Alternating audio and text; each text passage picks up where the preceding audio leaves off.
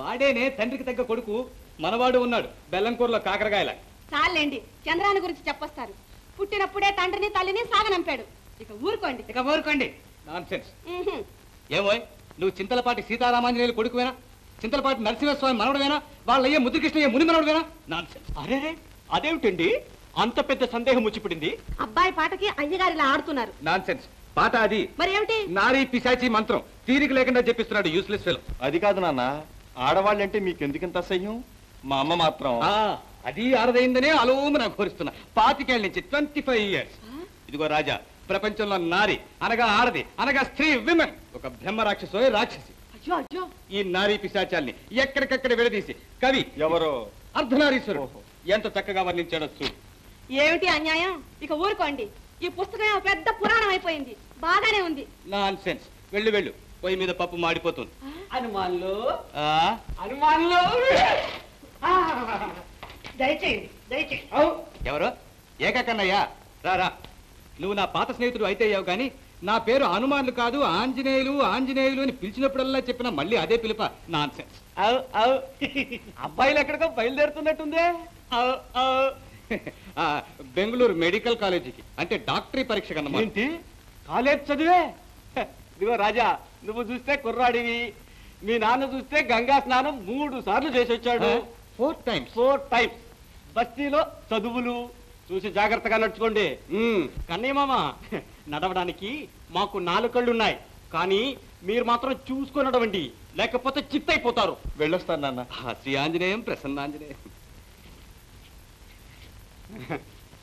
శ్రీ ఆంజనేయం ప్రసన్నాంజనేయం. కన్నయ్య మామ, శ్రీ ఆంజనేయం.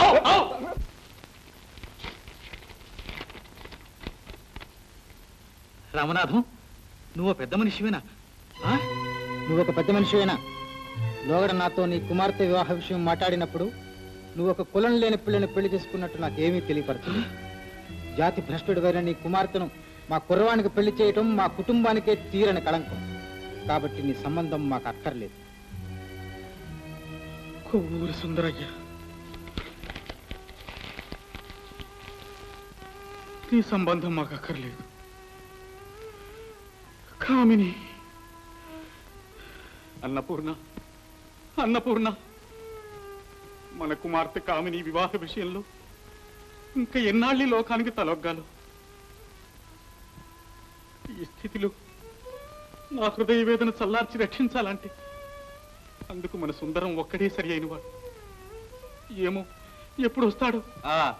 సుందరం అని మీరు అల్లాడుతారు గాని సుందరం కాదు కదా, ఆయన జాడైనా కనపట్టంలే.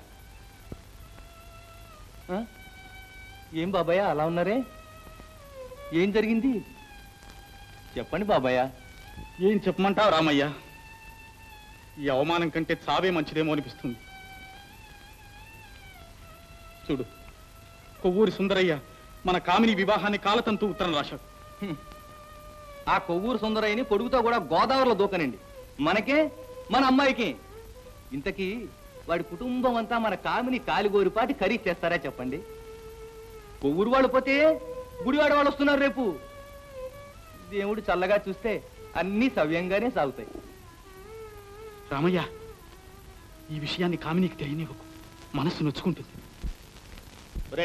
నీకెందుకు రాది? బూట్ పాలిష్ చేయి.